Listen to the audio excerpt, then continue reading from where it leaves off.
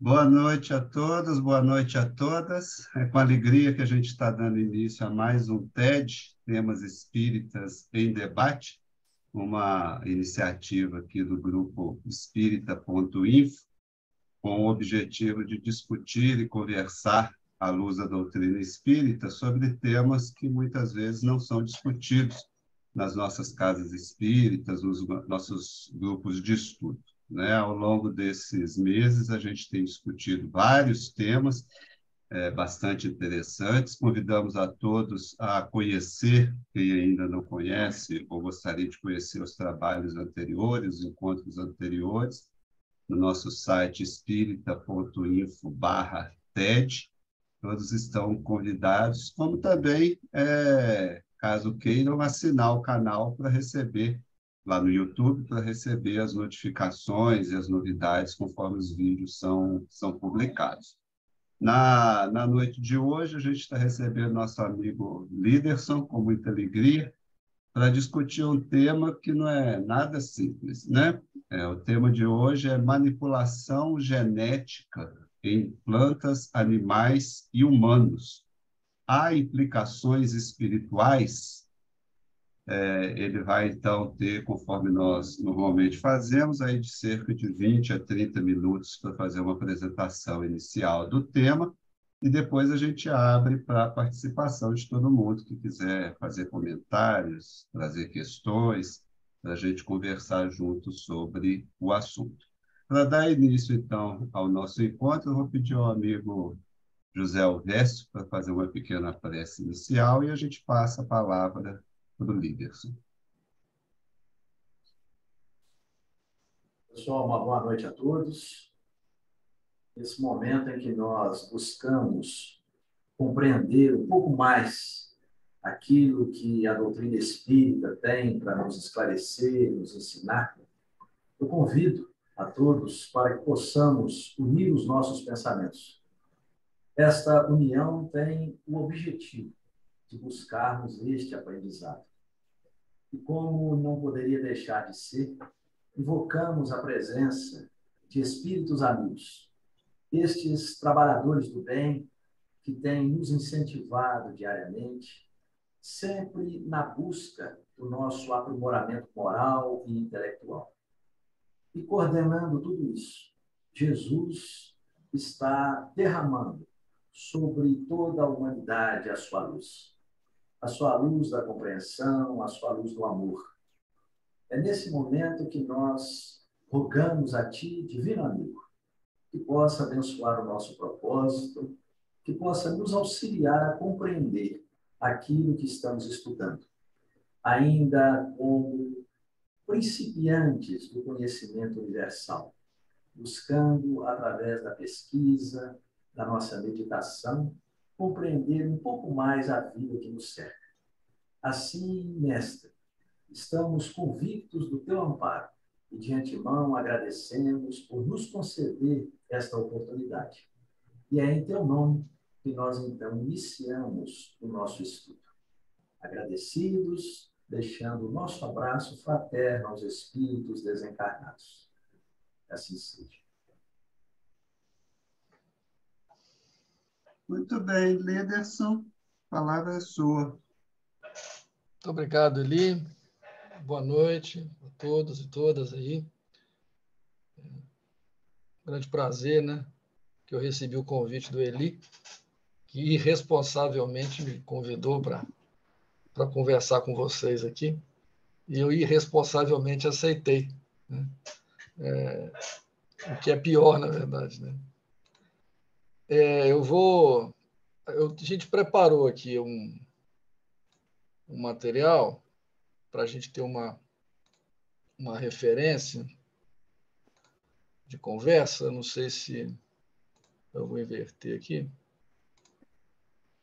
Vocês estão conseguindo ver? Ok. Deixa eu esconder isso. Muito bem. É um tema muito mais fácil, entre aspas, né?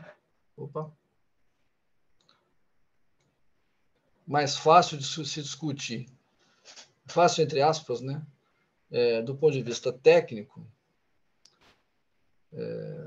do que do ponto de vista das suas consequências espirituais, naturalmente pela carência de informação, né, na literatura sobre esse tipo de temática, né? Eu preparei aqui, vou tentar abordar alguns tópicos aqui, e aí eu vou me permitir, se vocês não se importam, e me desculpar também para não ser enfadonho com aqueles que já têm naturalmente esse conhecimento, né? Mas falar um pouquinho aqui da parte técnica, de alguns conceitos, rapidamente, só para que a gente possa depois discutir um pouco melhor o que a gente está pensando. Então, eu vou falar um pouquinho sobre variação genética e variação fenotípica, né? Fenotípica fenótipo é aquilo que a gente vê, né? E como funcionam os genes. Naturalmente, isso de uma forma muito, muito superficial, muito rápida. Depois eu falo um pouquinho sobre manipulação genética, alguns aspectos gerais. E aí sim a gente discute alguma coisa daquilo que eu encontrei, né, na minha busca pela literatura espírita. Certamente alguma coisa me escapou, mas para isso a gente conta com os anjos da guarda encarnados na reunião e os desencarnados, né, para nos complementar o assunto. E no final eu faço uma pequena provocação com algumas perguntas, que eu estou chamando aqui de hipóteses de trabalho. Lá no outro slide eu coloco a palavra provocação, literalmente, né, para que a gente possa conversar aí dentro daquilo que vocês entenderem que seja importante. Essa figura linda, na minha modesta opinião, ela mostra uma variação de cores e formas impressionantes, né? E isso que a gente está vendo nessa figura nada mais é do que, do ponto de vista biológico, né, do ponto de vista científico, resultado da interação, né, dos genes, que são aquilo que está em cada uma das células dos seres vivos, com o ambiente, né?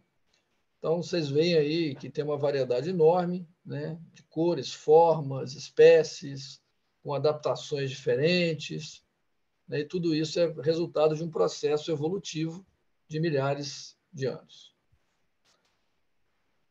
A gente não podia deixar de fora a espécie humana, que naquele quadrinho não tinha, né, a espécie humana ali.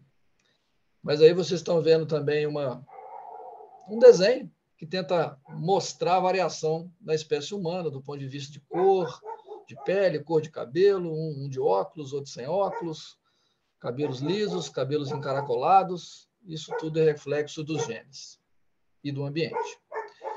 E a gente diz na genética, né, que o fenótipo, que é aquilo que a gente vê, é produto dos genes mais a interação dos genes com o ambiente. Nesse aspecto, eu queria ressaltar que a gente pode, no nosso universo aqui, tratar ambiente não só como luz, água, temperatura, né, umidade, disponibilidade de nutrientes. A gente pode pensar em ambiente do ponto de vista, inclusive, espiritual.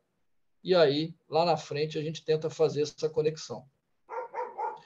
Fato é que aquilo que nós vemos, né, porque quando o tema surge, manipulação genética, em plantas, animais e humanos, se há implicações espirituais, esse tema surge a partir do momento em que a gente tem o assunto manipulação genética atraindo de alguma forma o ser humano, né, para obter, então, os objetivos que ele imagina que sejam os melhores, ou a serem atingidos, ou coisa do gênero. Essas duas figuras, uma à esquerda e outra à direita, à esquerda vocês estão vendo uma figura com fundo negro, né? E nessa figura com fundo negro, à esquerda, vocês estão vendo o teossinto. O teossinto é o ancestral do milho. E à direita dele, o milho moderno, que a gente conhece. no alto da figura, vocês conseguem ver o mouse aqui? A setinha aqui? Não, né? Está pequenininho demais, né? Não. Bom, no alto da figura que está com fundo negro, no alto dela, do lado esquerdo, vocês estão vendo uma moeda de $1. É o lado do fruto do teu cinto, que seria a espiga de milho, digamos assim, ancestral, né? E do lado direito, onde tem o milho moderno, vocês vão ver que a proporção entre a moeda e a espiga de milho é completamente diferente. Enquanto que do lado esquerdo a moeda é quase o tamanho da espiga toda, do lado direito a moeda é muito menor do que a espiga. E aí, à direita de vocês aí, vocês veem uma ave, né? Na verdade, a gente conhecida aí popularmente como as galinhas aí que a gente usa na nossa alimentação, né? E aí vocês estão vendo aí, durante 3 anos essa tabela, então lá em cima, de 1957, 78 e 2005. Então, só para pegar ali a primeira linha como referência, quando um pintinho nascia lá em 57, ele pesava 34 gramas, agora ele pesa 44. Agora não, em 2005, agora ele ainda pesa mais. Se vocês pegarem aos 56 dias, você tem um animal que pesava 905 gramas e ele agora pesa 4,2 kg. Essa situação que eu estou mostrando para vocês aí, ela não se deu com técnicas modernas de genética. Não se deu com biotecnologia, ela não se deu majoritariamente com nenhum avanço muito recente, né, do ponto de vista científico. Qual é o recado dessa figura? O homem manipula plantas e animais há milhares de anos. Há muito tempo que o homem manipula plantas e animais. Né? Naturalmente, sem a consciência que ele tem hoje, né? A agricultura aí estima-se que ela tenha iniciado por volta de 10 mil anos atrás.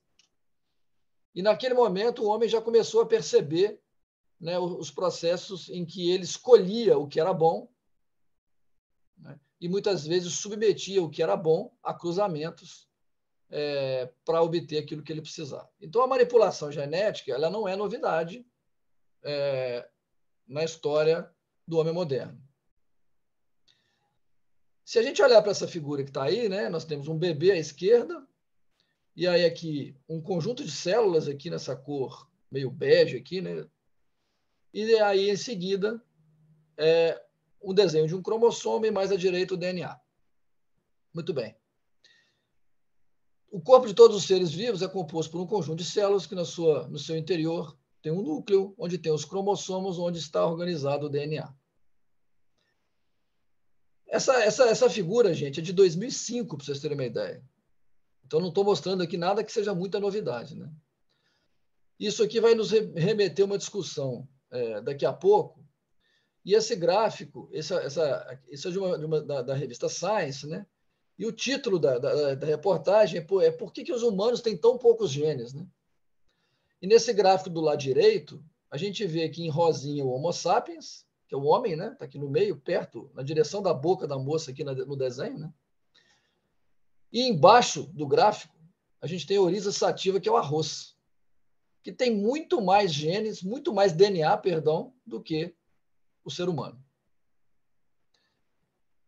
Bom, lá em 1953, o Watson e Crick descobrem a estrutura da dupla hélice, né, com os dados também da Rosalind Franklin, né, que estudou a estrutura do DNA, e a gente, então, passa a conhecer essa molécula que guarda essa informação, né, contendo as 4 bases nitrogenadas, adenina, timina, citosina e guanina, e elas são ordenadas ao longo do nosso DNA, são elas que produzem as características que nós temos. Muito bem. Diante dessa estrutura descoberta em 53, ninguém imaginava onde nós íamos parar. Né? Eles ganharam o Prêmio Nobel de Fisiologia e Medicina, acho que no ano de 62, por essa descoberta. E essa descoberta nos levou ao acesso a algumas formas de manipulação genética. Eu destaco aqui 4 delas, tem outras, tem uma infinidade delas. São agentes físicos e químicos, como radiação, por exemplo, né, dentro dos agentes físicos, Os transgênicos, que muito recentemente entraram em debate, né? Muito recentemente, assim, já tem algum tempo, né? Mas sobre se deve, se não deve, né?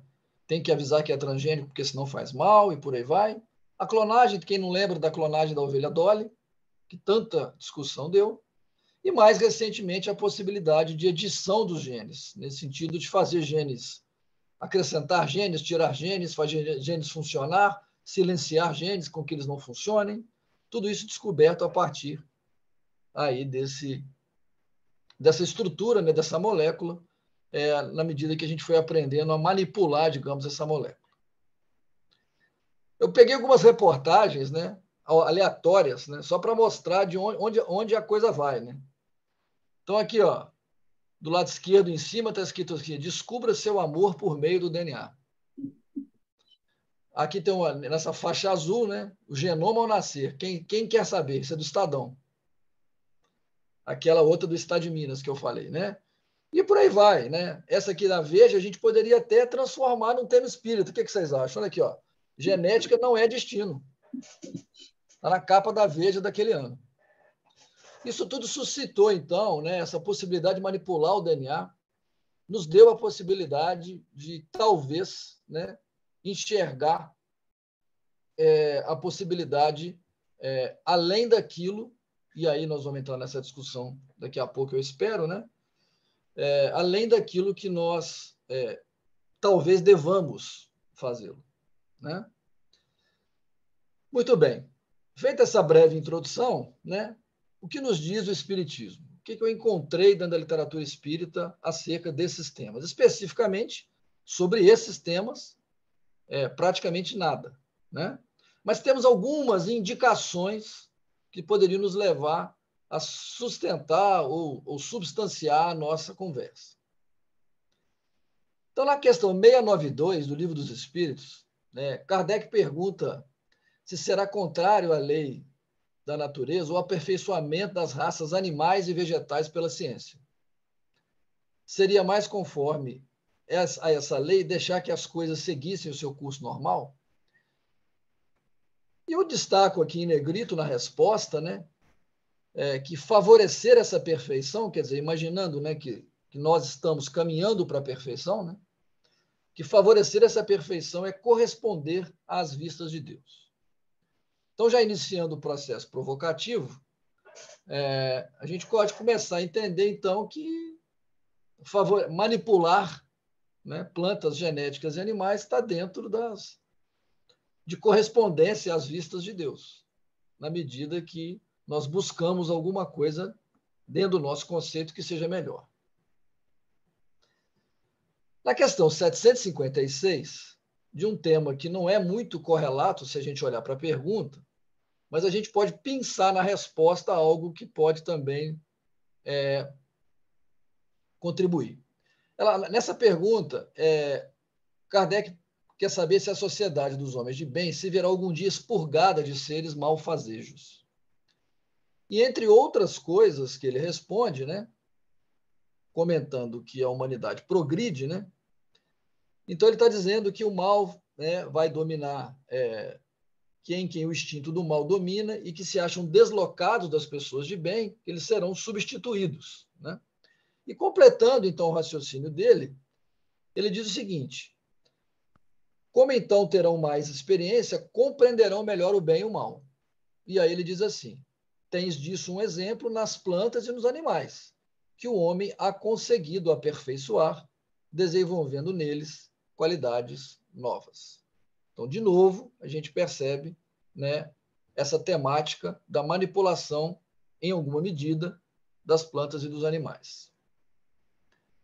Na questão 585, num comentário dessa questão, depois que ele responde a questão, novamente ele diz o seguinte: o homem, tendo tudo que há nas plantas e nos animais, domina as outras classes por sua inteligência especial e, com isso, dando a entender da nossa, entre aspas, superioridade e nos dando, entre aspas, a possibilidade dessa manipulação. Na questão 692, aquela primeira que eu tinha me referido, né, ela tem uma pergunta dentro dela, que é a letra A, E nessa pergunta ele diz assim: mas geralmente os esforços que o homem emprega para conseguir a melhoria das raças nascem de um sentimento pessoal e não objetivam senão o acréscimo dos seus gozos. Isso não lhe diminui o mérito? E a resposta, de novo, da forma provocativa, que importa seja nulo o seu merecimento, desde que o progresso se realize. Então, meus amigos e minhas amigas, a gente pode chegar à conclusão até esse momento que está tudo de acordo, né, com as respostas ali dessas perguntas que nós, naturalmente, pensamos com o objetivo de estimular a discussão. Existe um livro escrito pela Marlene Nobre, se eu não me engano, é uma coletânea de perguntas e respostas da Folha Espírita.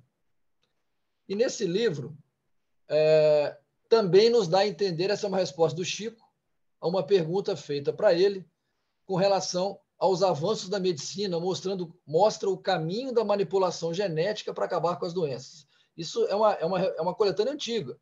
Então, esse é um assunto que já permeava aquele cenário naquele momento. E a resposta do Chico é que a medicina, quando expressa uma afirmativa, ela é verdadeira. E ele conclui aqui dizendo que não podemos desprestigiar a medicina, porque quando ela fala, está baseada em fatos e experiências. De novo, um estímulo, né, à nossa ciência investigativa no âmbito daquilo que nós estamos conversando aqui. No livro Consolador, existem algumas perguntas, né, eu não vou me ater a todas elas aqui por uma questão do tempo, mas todas elas, na sequência, englobam mais ou menos a mesma coisa. Uma delas diz o seguinte: se a genética está submetida às leis puramente materiais. E aí Emmanuel nos traz, né, nesse livro, um recorte que traz que as leis da genética encontram-se presididas por numerosos agentes psíquicos que a ciência da Terra está longe de formular dentro dos seus postulados materialistas. Então, essa pergunta de número 35, essa pergunta de número 36, também do livro Consolador, onde aqui, né, se pode a genética estatuir medidas que melhorem o homem, de novo, na resposta, ele vai trazer a questão da importância do aspecto psíquico nessa construção. E chama-nos a atenção, ao final, aqui em negrito, né, esses grifos são meus, tá? Esses negritos são meus em todas as respostas que eu mostrei aqui. Então ele termina dizendo: podendo transformar-se em títere abominável nas mãos impiedosas dos políticos racistas, aqui se referindo à eugenia, no caso de uma manipulação genética sem o devido cunho moral. E a pergunta 37, novamente, né, leva ao raciocínio de que a genética, os genes em si, não resolve o problema unicamente, porque algumas faculdades ou características se referem ao lado espiritual. Bom, aqui mais uma pergunta, também relacionada, também do livro Consolador, né, relacionando a genética aos elementos psíquicos, e aí, de novo, ele vem nos chamar a atenção da importância e da dificuldade que o ser humano teria de explicar alguns fatos apenas à luz dos dados materiais, digamos assim, dos dados científicos ou da ciência oficial. Então, no livro Consolador, Emmanuel nos traz essa importância dessa conexão do ser encarnado, né, com o plano espiritual, como consequência das ações, eventualmente, que o ser humano, né, possa imprimir. Exatamente esse livro, Lições de Sabedoria, chama-se o livro, aquele que eu me referi anteriormente, da Marlene Nobre, né? Existe uma pergunta que encerra aqui a minha parte, digamos assim, introdutória, né? Para eu passar para o último slide, que é o slide provocativo, né? Ou tem algumas perguntas para suscitar a nossa discussão. E nessa pergunta, né, que é feita ao Chico, e nesse caso, no parêntese, ali, no final da resposta, está escrito resposta do Emmanuel, imagino que o Chico tenha sido intuído naquele momento pelo Emmanuel na sua resposta, ela pergunta o seguinte: quais, então, são os perigos presentes e futuros que essa manipulação dos genes, naquela ocasião usava-se a palavra gene, hoje não se usa mais, hoje a palavra é gene, pode gerar à vida dos dois planos da matéria? E aí ela diz o seguinte, vou me permitir fazer a leitura dessa, que eu acho que ela coroa um pouco daquilo que a gente precisa conversar. O materialismo inteligente e cruel, sem qualquer ideia de Deus e da imortalidade da alma, é o perigo que ameaça a manipulação dos recursos genéticos sem responsabilidade. Mas devemos confiar nos homens de bom senso e de espírito humanitário, que, através das legislações dignas, podem e devem coibir quaisquer abusos suscetíveis de aparecer no campo das pesquisas de caráter delituoso e inconsequente. Confiemos no amparo e na inspiração dos mensageiros do Cristo em auxílio das coletividades humanas. Então, ela nos chama a atenção para o aspecto moral, mas, por outro lado, podemos também entender que o fato de não estarmos, em alguma medida, tão evoluídos do ponto de vista moral, não nos impossibilita de continuar, né, no exercício, né, da intelectualidade. E aí eu fiz aqui algumas questões, né, já encerrando aí a minha participação, para que a gente possa conversar. Naturalmente, são só sugestões, e aí, dentre aquilo que eu coloquei aí ao longo da minha singela apresentação, a gente conversa. Então, uma delas, eu faço a seguinte pergunta. Considerando o envolvimento dos espíritos no planejamento reencarnatório, podemos afirmar que há manipulação genética no mundo espiritual?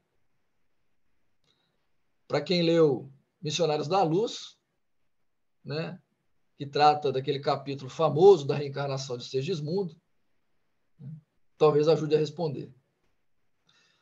Implicações em nível espiritual, se é que elas existem, né, porque esse é o nosso tema da noite, né, se dão de forma diferente em plantas, animais e humanos? A lei de causa e efeito atuaria tamponando possíveis consequências que não façam parte da história do indivíduo? O que eu quero dizer é o seguinte: dentro da manipulação genética, se o planejamento, a lei de causa e efeito, de alguma forma serviria como um tampão, né, para evitar que algumas consequências, digamos, indesejáveis surgissem a partir daquela manipulação. A penúltima delas, a transgressão da lei. E aí eu estou pensando, dentro daquela última pergunta, né, que eu apresentei para vocês, né, o uso indevido da tecnologia ou do conhecimento, né, ocasionaria as mesmas consequências, quando eu falo as mesmas consequências, dentro da lei de causa e efeito daquilo que nós conhecemos da doutrina espírita, né? Para os envolvidos no processo, seja quem faz a manipulação ou quem sofre a manipulação. E, por fim, o êxito de novos métodos seria limitado, ou seja, nós estamos avançando cada vez mais, mas não temos ainda o aspecto moral plenamente, digamos, desenvolvido ou no ponto ideal, né, digamos assim. O êxito de novos métodos ele estaria limitado ao estado moral do homem, evolução psíquica e ao planejamento espiritual do planeta? Em outras palavras, se nós não evoluirmos moralmente, nós vamos parar? Bom, eu paro por aqui, tentando respeitar o tempo que o Eli me deu. Agradeço muito pela oportunidade e gostaria de ouvi-los agora aí. Estou à disposição. Eu interrompo o que é que deixa esse slide aí, Eli? Pode deixar um tempinho, só para o pessoal, né, se alguém estiver anotando, se quiser ler com atenção. A gente agradece, então, ao Liderson, que, de uma maneira bastante inteligente, trouxe as perguntas que a gente ia fazer, mas isso não vai ajudá-lo a escapar de dar algumas respostas também, né? Então, a gente abre para a participação do pessoal. Quem já quiser iniciar aí os comentários, as questões, só levantar a mãozinha.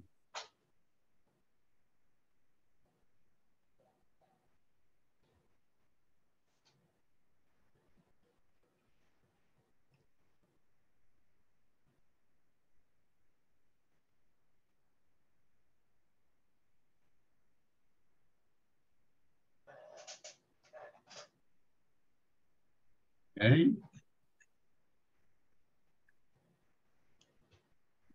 Alguém podia responder as perguntas, né? Ficou difícil fazer pergunta hoje, viu?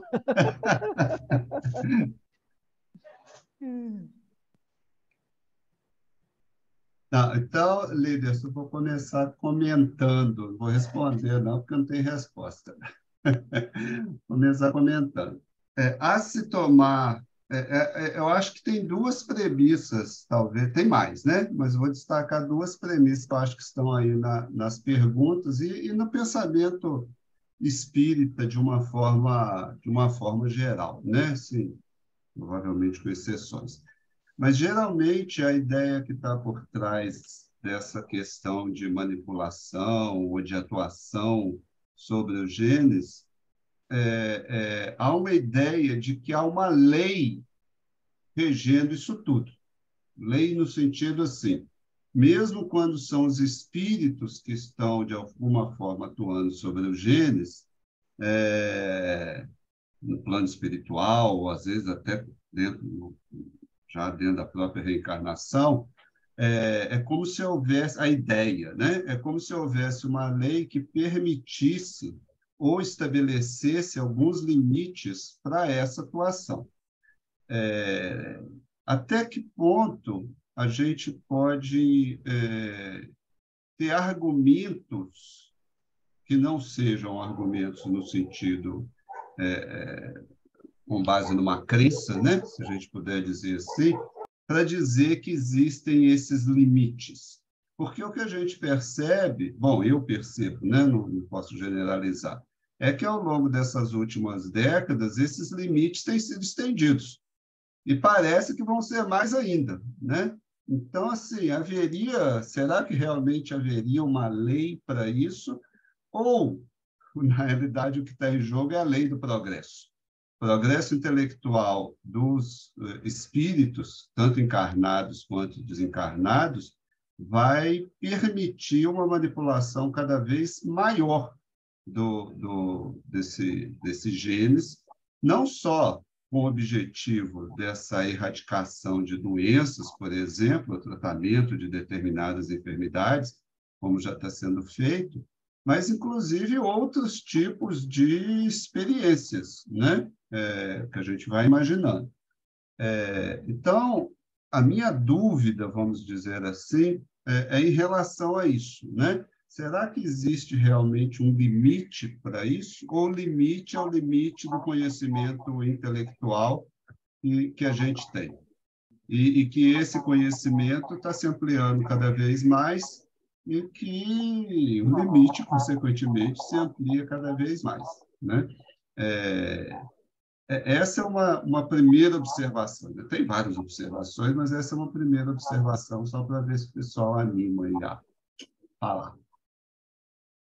Ricardo e depois Mourão. Esses dois não podem falar, não. Eu vou falar primeiro, que eu já resolvo o meu problema. É excelente a gente ouvir o Liderson, um amigo de muitos anos. O Eli esqueceu de dizer, mas o Liderson ele é coautor de 2 livros publicados pela editora do ID, aqui de JF. Ah, está ali. Um deles é Que Somos Nós, que é o estudo da interação espírito, corpo e ambiente. E o outro é Breve História de Todos Nós, que é um estudo da interação, da evolução do neodarwinismo com a doutrina espírita.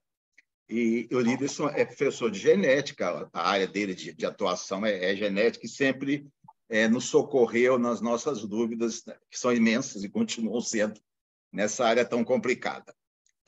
Algumas coisas, Liderson. O final, começando do final, se a gente seguir o que Kardec fala, o progresso científico ele é modulado e é acompanhado pelos espíritos, pelos tutores da evolução terrestre. Kardec diz, em mais de um momento, quando a humanidade está pronta, Deus permite, Deus envia a Terra, etc, etc, etc. Então, se a gente considerar a proposta kardeciana, eu acredito que sim, o progresso científico não se dá, Deus dará. Há uma coordenação geral que às vezes dá mais certo, às vezes não dá tão certo, às vezes tenta se escapar por um lado, mas eu acho que, no final, há uma homeostase espiritual no planeta que acaba contornando as coisas. Então, eu penso que sim, o progresso não se dá de forma aleatória, há um direcionamento não determinístico, mas no plano geral. A questão da implicação espiritual, se é diferente nas plantas, animais e humanos, você mostrou uma questão em que Emmanuel diz que sim, exatamente porque tudo que se refere ao homem, há um psiquismo atuante ali, que participa na construção do corpo espiritual, do corpo físico. Isso parece não se dar nos animais, porque eles entram num estado de monoideísmo após a morte, e eles não têm uma força psíquica para atuar no próprio corpo. Então, a ideia que a gente tem é que, sim, o processo encarnatório em humanos é diferente, exatamente por ter um psiquismo mais elaborado que interfere no processo. E, finalmente, um terceiro ponto, que é muito importante, quando você coloca se a lei de causa e efeito ela poderia criar obstáculos ao resultado de determinadas manipulações. Eu acho que a grande dificuldade que a gente tem é saber até que ponto o espírito está sob a influência da matéria. Que ele está, a gente não tem dúvida. Isso foi definido por Allan Kardec desde a introdução do Livro dos Espíritos, item 6. O espírito encarnado está sob a influência da matéria. Na 22A, Kardec volta ao tema e diz que o espírito é escravo da matéria. O que a gente não sabe, na verdade, é até quanto nós somos escravos da matéria na dependência desse corpo e desse cérebro. Aí a questão você trabalha uma manipulação de um determinado embrião, por exemplo, para que ele tenha certa característica, mas o espírito não se adequa àquela característica. O que vai prevalecer? Vai prevalecer a mudança no gene, que vai construir determinados órgãos, etc., ou vai prevalecer o psiquismo espiritual? Nós não sabemos até que ponto essa influência existe. O que a gente sabe é que quanto mais evoluído o espírito, menos ele sofre influência da matéria. Quanto mais inferiorizado evolutivamente falando, mais ele é dependente da matéria. Isso está no Livro dos Espíritos. Mas essa proporção, a gente já conversou muitas vezes sobre isso, a gente não sabe. A gente vai ter que estudar no futuro, talvez quando chegar lá, se for permitido, não é? Até que ponto essa influência ela é muito determinística na manifestação do espírito encarnado. E eu vou deixar uma provocação para você em nome da nossa amizade. Você não vai gostar. Você disse no último TED que você vê com certo reticência a interferência dos espíritos na evolução, etc, etc. Você falou o tempo todo dos homens interferindo na evolução. Pelo que eu sei, você é responsável pela criação de uma nova espécie da área das plantas. Você me contou isso alguns anos atrás. Ora, se nós a todo momento estamos interferindo aqui e acolá, os espíritos não podem interferir? Data vênia. Antes de voltar para o líder, eu vou passar para o moral, só para a gente acumular esquentação de cabeça. Moral. Boa noite, pessoal. Estão me ouvindo bem? Mais ou menos bem. Não, tá dando para entender sim, mano. Pode falar. Melhorou? Está na mesma, mas está dando para ouvir. Não, mas dá para entender, pode falar. Dá para entender? Dá. Gente, boa noite para todos. Líderson, meus parabéns. Eu adoro esse tipo de apresentação que termina com perguntas. E principalmente com esse tipo de pergunta, né, para as quais a gente não tem ferramenta para responder. Qualquer tentativa de responder uma questão dessa é um exercício de tentativa, apenas isso. Então, achei brilhante, achei muito enriquecedor.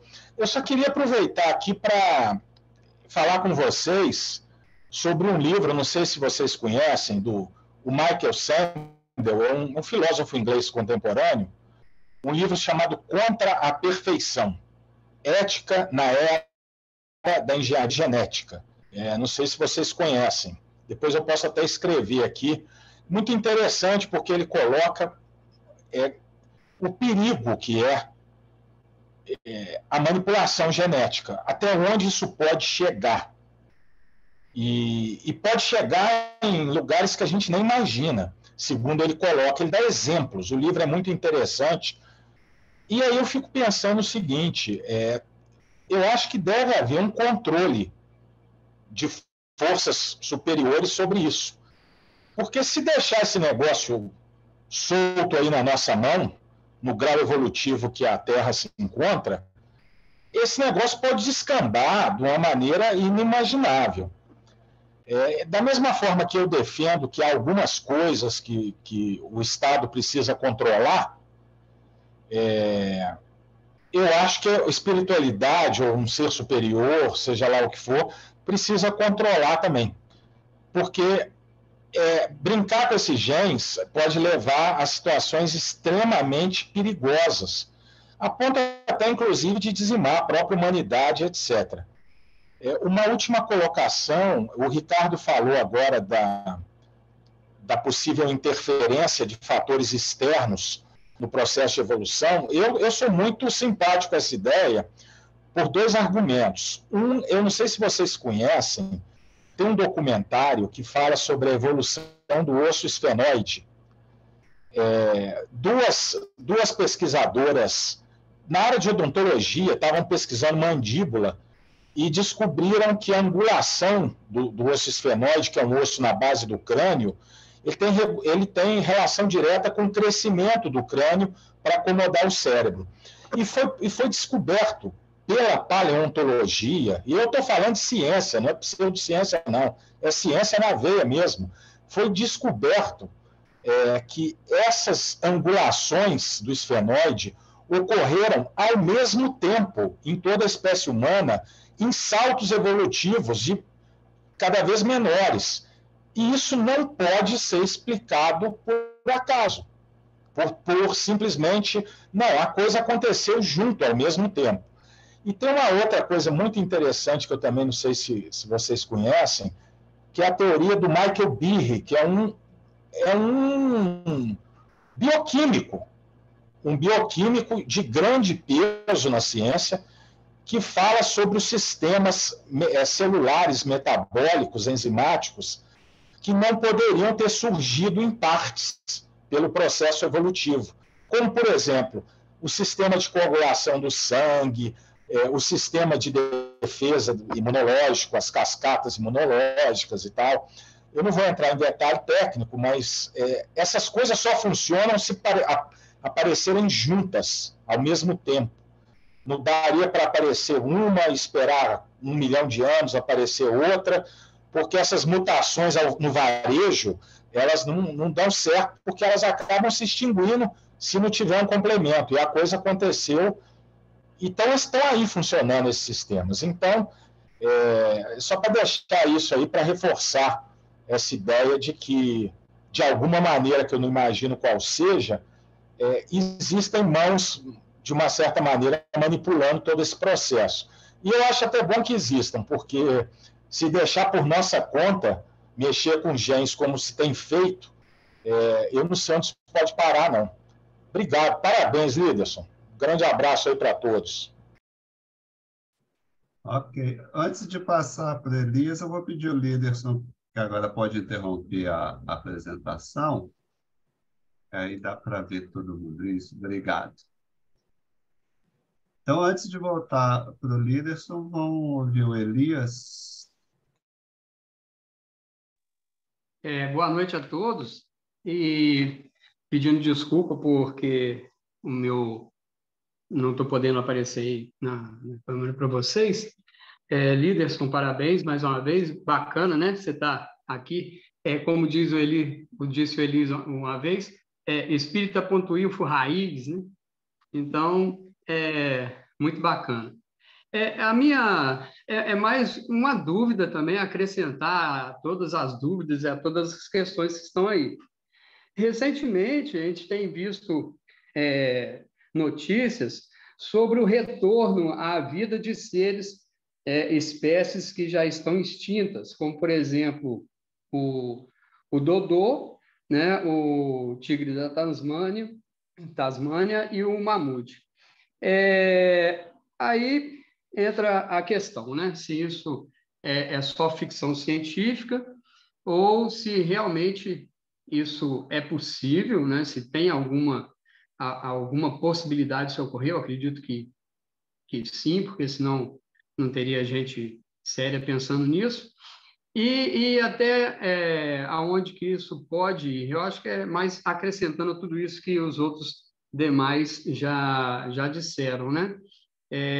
Mas o João, inclusive, está aí com uma provocação aí, né? Numa brincadeira, né? O Dodô, a ave, nesse caso, né?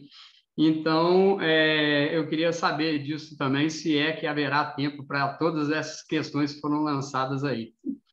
Mais uma vez, obrigado, Liderson, parabéns.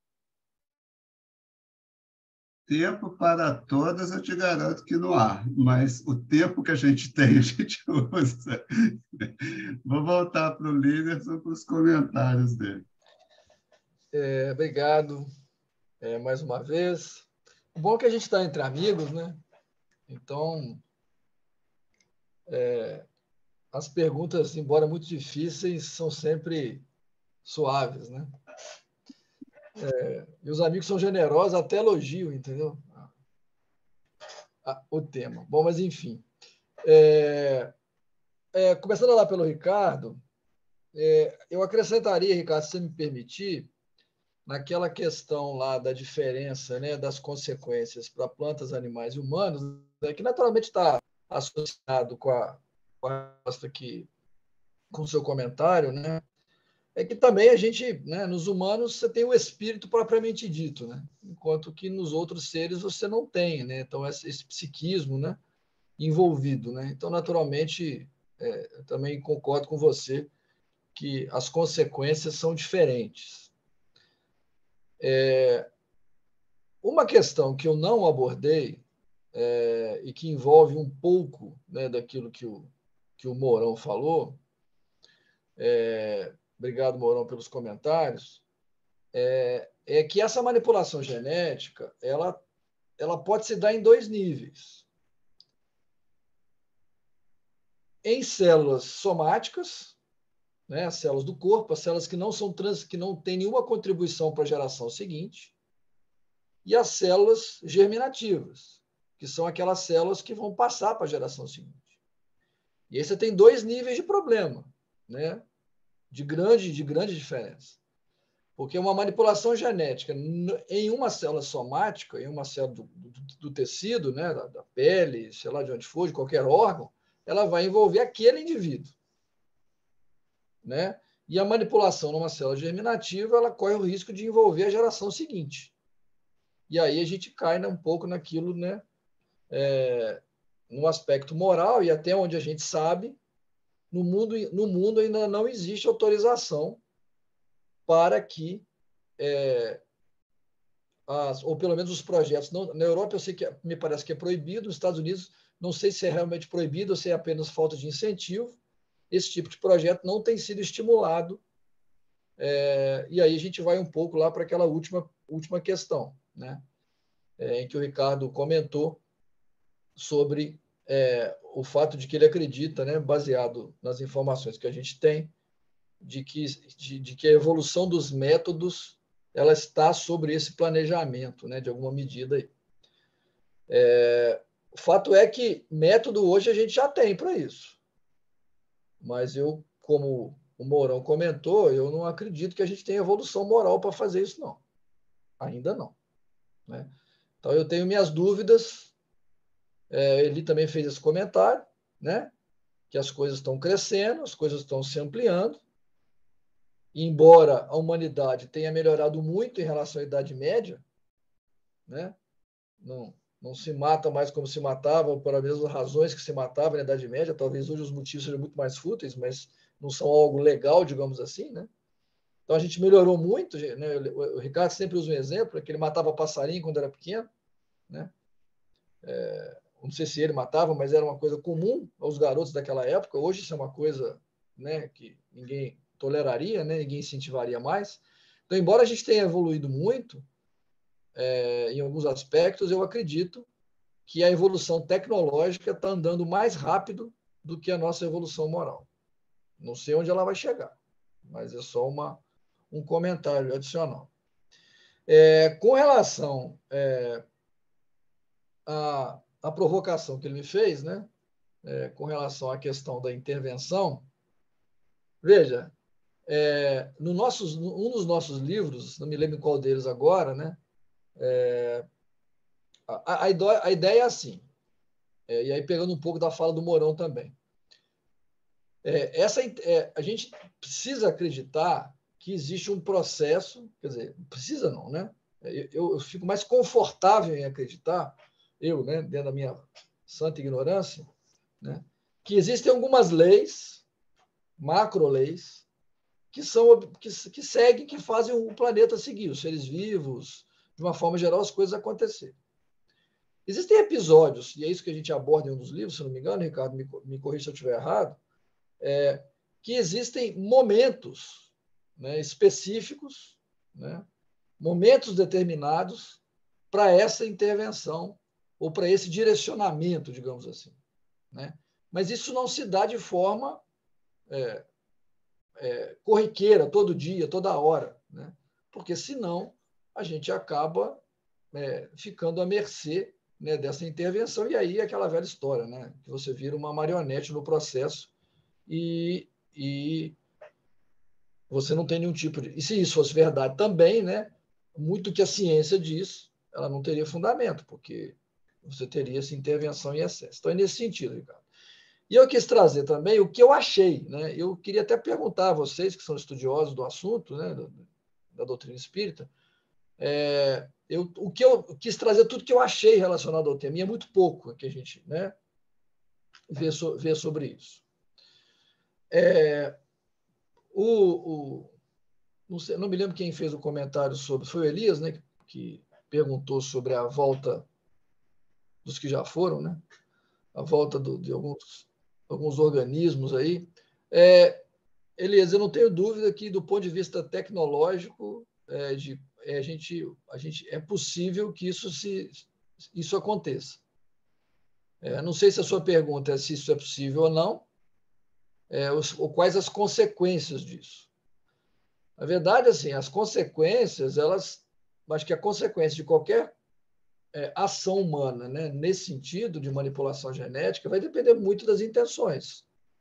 O que não é muito diferente de outras coisas, né? Se a gente parar para pensar, né? Você pode usar um carro para transportar alguém ou você pode usar um carro para matar alguém. Então, acho que aí depende muito das intenções.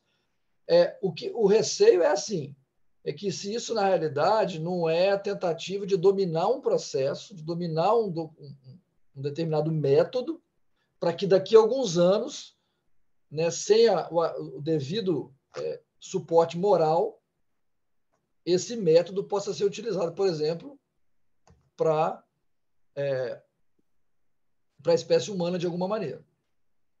Mas do ponto de vista biológico em si, da interação com o ambiente em si, o retorno de um organismo desse tem pouca consequência, a menos que ele for disseminado, né? Mas que eu não imagino que seria. Não sei se eu respondi. Ele só uma parte antes de passar para o João, para a gente não perder. O Liderson, O que você colocou, eu acho assim, que é fundamental para nós espíritas. A evolução tem leis. Essas leis existem e seguem. Essas leis, por si só, para nós espíritas, não explicam a evolução como se deu.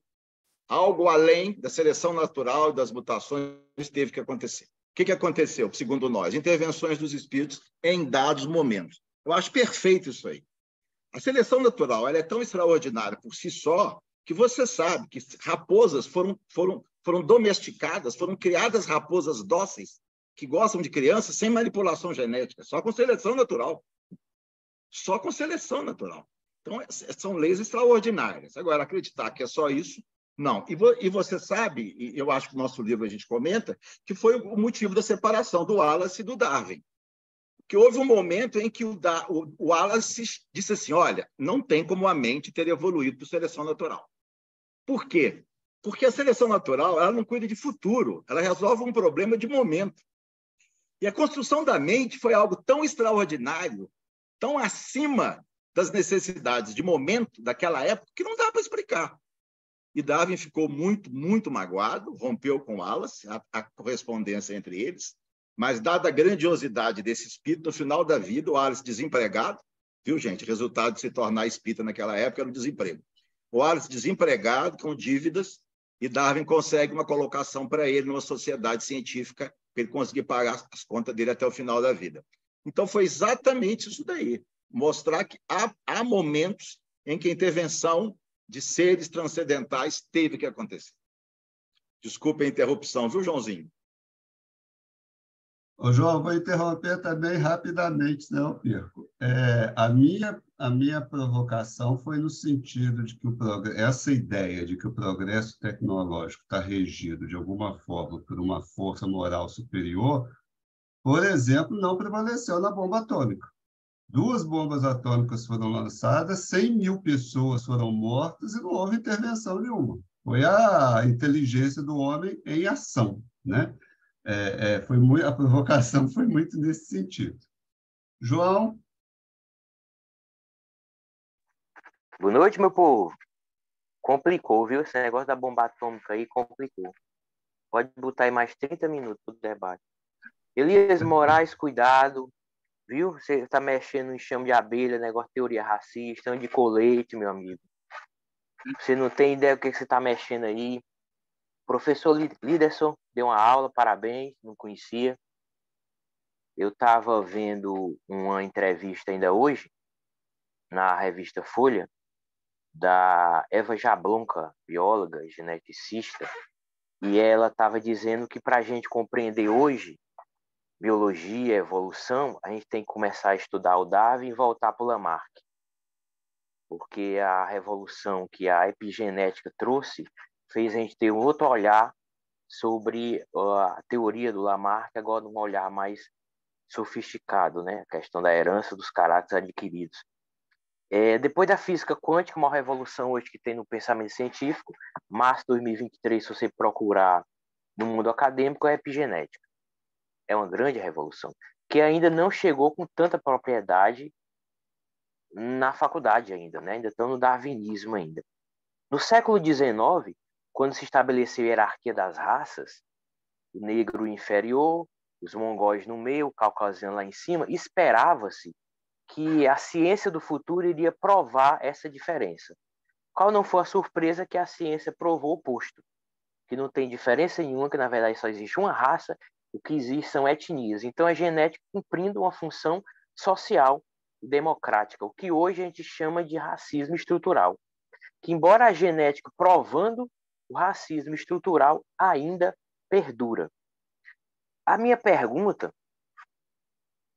é do seguinte, eu não sei onde termina o esoterismo e onde começa a biologia. Hoje, coincidentemente, me mandaram de manhã no grupo um artigo científico sobre uma possível existência de um genes gay. E que seria uma comprovação genética de que a homossexualidade não seria uma questão social, mas teria um determinismo genético, já que teria essa possibilidade do genes gay. E aí eu lembrei do genes egoísta, professor, do Dawkins, né? Eu lembrei também, se fala muito a questão do gene de talentos musicais, do pianista e etc. E a gente sabe que não necessariamente tem essa visão unívoca de que genes A causa propriedade material A. Genes B leva a propriedade... Não, há um polimorfismo, há várias propriedades, várias proteínas, não é uma coisa, tem um caminho linear. Isso em questão de matéria. Agora, imagine em questão de personalidade. Essa é a pergunta que eu queria colocar. O que você acha? Tem algum embasamento biológico, esoterismo, a questão de um genes gay, o espírito reencarna, e ele se torna homossexual porque tem um genes que vai determinar essa homossexualidade, um gene do pianista, onde, no caso, se ele silenciar esse genes, ele não consegue desenvolver a arte do piano, tocar, genes egoísta. Como é que você vê isso aí? Onde é que começa a biologia de uma forma séria e onde cai nesse esoterismo? Parece que é uma necessidade muito grande hoje de tudo justificado dentro da genética, né? Essa coisa entre o socioconstrutivismo e a genética. Isso é genético ou é construído socialmente? Isso é genético e fica esse debate, a gente não sabe onde termina um, onde começa o outro, e até onde começam essas crenças científicas ou pseudocientíficas, né? Parabéns, boa noite aí, professor. Antes de voltar para o líder, eu vou passar para Elias Moraes, que aí a gente volta à discussão. Eu não ia falar nada, não, mas o Eli e o João Márcio me provocaram, não tem jeito. Aí eu não resisto à tentação. Mas, assim, eu queria perguntar ao Líderson, eu entendo, eu sei que isso é parte fundante da nossa crença, tá? E aí eu estou usando a palavra crença, estou negritando ela aqui, né? Estou destacando a palavra crença porque eu vejo que ela é elemento da nossa crença, né? De que há uma intervenção superior administrando tudo, sabe? Então a gente tem essa crença, e eu entendo Kardec ele apresenta isso para nós, e não só ele, está na nossa herança cultural mesmo, né? Mas aí eu quero voltar naquele ponto que o Eli levantou aí, tá? Porque eu penso assim, que se a gente quer alguma cientificidade para o espiritismo, como propunha Kardec, a gente tem que ser capaz, então, de fazer as perguntas de uma maneira científica, sabe? E se elas se a gente não conseguir uma resposta científica para elas, a gente tem que colocar ela penduradinha ali no cabide das dúvidas para a gente verificar como é que isso avança com o tempo, né? Porque a gente também não pode validar uma teoria tão importante quanto essa simplesmente pela fé, sem que a gente busque evidências nesse sentido. Então, a pergunta que eu tenho é assim, anti-inventos, né, que ele falou mesmo, anti-inventos como as bombas nucleares, né, que são vários tipos de bombas que nós temos hoje, nós temos bomba de hidrogênio, temos bomba de tudo quanto é tipo aí, que trabalha a partir do processo da fissão nuclear e que tem capacidade para destruir o nosso planeta, segundo algumas estimativas aí, 30 vezes seguidas, né? Destrói, Deus arruma de novo, destrói, Deus arruma de novo, destrói tudo. Né? A gente tem elementos cancerígenos usados hoje, não só na agricultura, como inclusive na alimentação. Nós temos desenvolvimento de vírus e bactérias em laboratório para uso militar.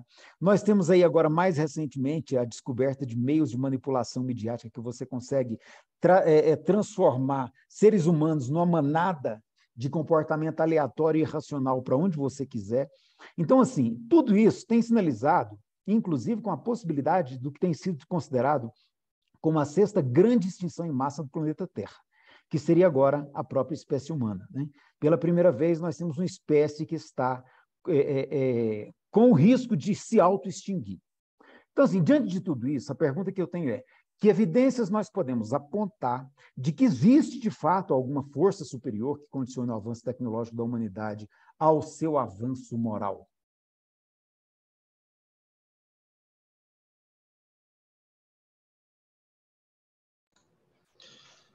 Ok, voltamos ao Líderson. Bom, ainda bem que vai ter 9h15, né? O pessoal, Líderson, tem uma turma que quer que estica, não sentem pena dos expositores, não. Não, mas é bom, mas é bom. Já tem um pedido aí hoje de esticar, ó. Bom, vamos lá.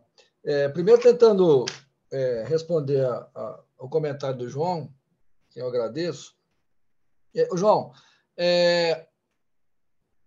assim, do ponto de vista da ciência, né, você tem genes que você vai ter um efeito diretamente relacionado à expressão daquele gene. Vou te dar um exemplo aqui, que é o gene de albinismo, por exemplo. Se o indivíduo tem o gene de albinismo, para albinismo, ele vai ser albino. Ponto. Independente do que ele, como ele é, onde ele mora, essa é um efeito direto. Mas existem muitos genes, muitos, né, cujo efeito dele depende de uma série de fatores, né? Depende do ambiente, e aí ambiente entende-se tudo, né? Então, primeiro, eu não gosto muito, né, quando as pessoas tentam fazer essa ideia reducionista, né, de achar um gene para explicar um comportamento complexo.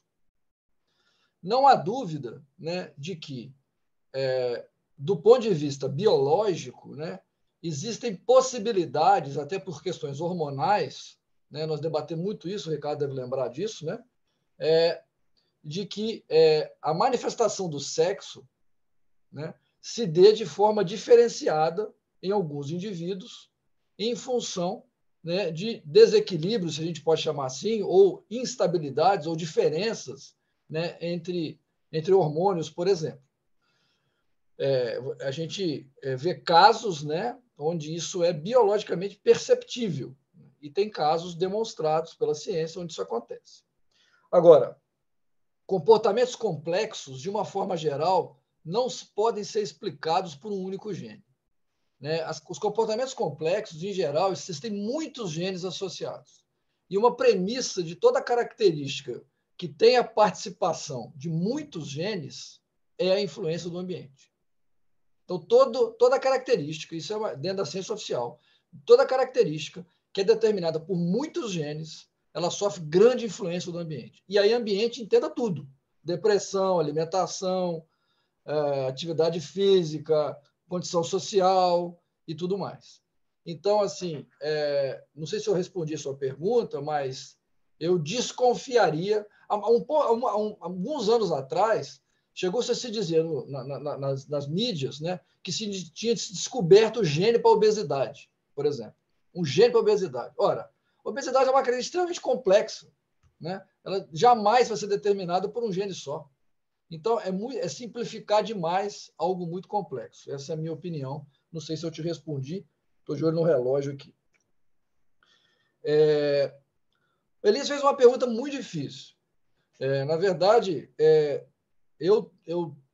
quando eu fiz essa provocação aqui, né, foi a última pergunta, Ricardo defendeu aqui, ou comentou a ideia, né, de que a evolução tecnológica está associada à evolução moral. É claro que, se você olhar numa escala macro de tempo, né, você percebe redução, né, de alguns comportamentos, mudança de comportamento na espécie humana, que denota algum tipo de mudança de padrão moral, né? A vinda de Jesus mudou a história do planeta, né? Você sai de uma situação, né, de olho por olho, dente por dente, só para poder fazer uma analogia bem grosseira aqui, né? E ele quebra o paradigma onde, né, a ofensa deveria ser tratada como perdão. Então, se você volta numa escala macro de tempo, Elias, eu acredito que nós temos mudanças de padrão comportamental que demonstram uma certa evolução moral da espécie humana.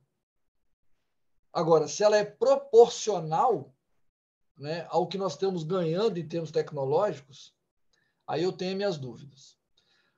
Agora, só para finalizar, por causa do tempo, talvez o nosso problema, Elias, seja a nossa janela temporal de análise.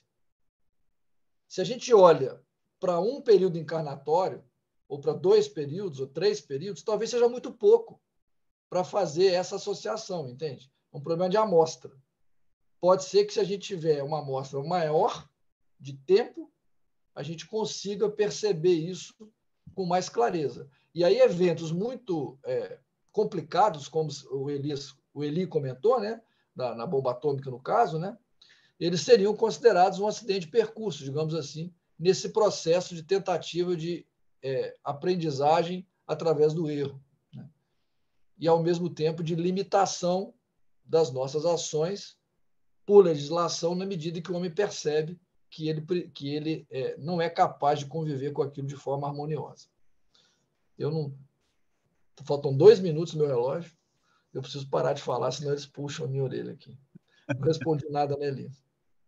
Vou passar para o Éder, para o último comentário, né? Porque nosso tempo é finito, e depois do Éder, as palavras finais aí do Líderson, caso queira fazer um comentário final. Vamos ser bem rápido, porque houve provocações daqui, provocações dali, e nenhuma delas foi respondida. É assim mesmo, né? Leva para cá. Vamos simplificar. Eu acho que a evolução passa necessariamente pela alteração genética. Não tem jeito de evoluir se não evoluir geneticamente. Essa alteração genética, ela pode ser manipulada pelo ser humano ou não.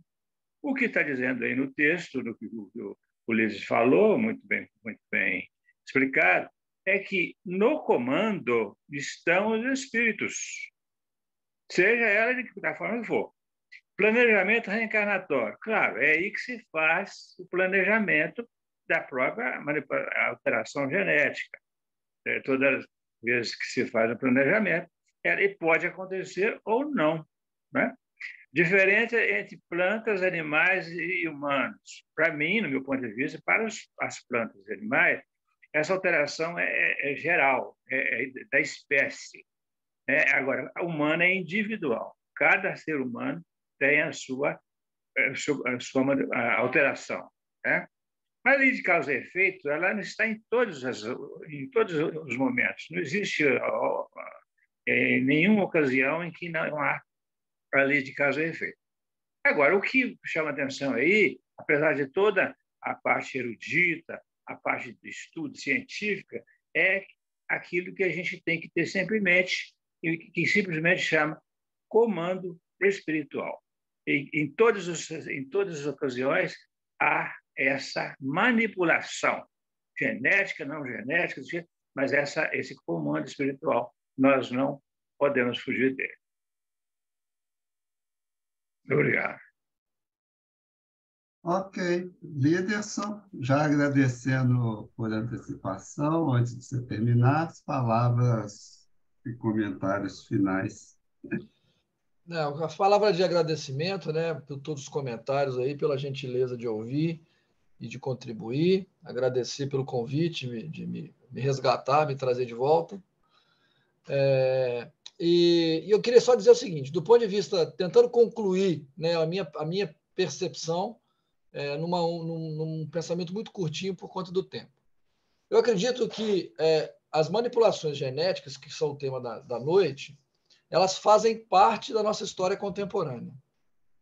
E como espíritos encarnados, todo e qualquer processo ao qual nós estamos expostos, eles, em alguma medida, eles têm alguma influência, alguma implicação espiritual. Isso faz parte, isso seria o ambiente, digamos assim. Nós estamos imersos, não estamos encarnados aqui à toa nesse momento. Então, essa troca, ela é inevitável. O simples fato de nós estarmos aqui essa noite discutindo quer dizer que tem alguma implicação, porque senão nós não estaríamos aqui discutindo. Então, de maneira genérica, eu acho que qualquer tipo de interação, ela gera implicação. Hoje eu vou dormir diferente do que eu cheguei aqui, em função da conversa com vocês. Então, acredito que as implicações existem. Ok, muito obrigado mais uma vez. Nós vamos encerrando, então, dado o nosso tempo. Eu gostaria de pedir a Beth Baesso, que ficou quietinha hoje, para fazer a nossa prece final, se possível.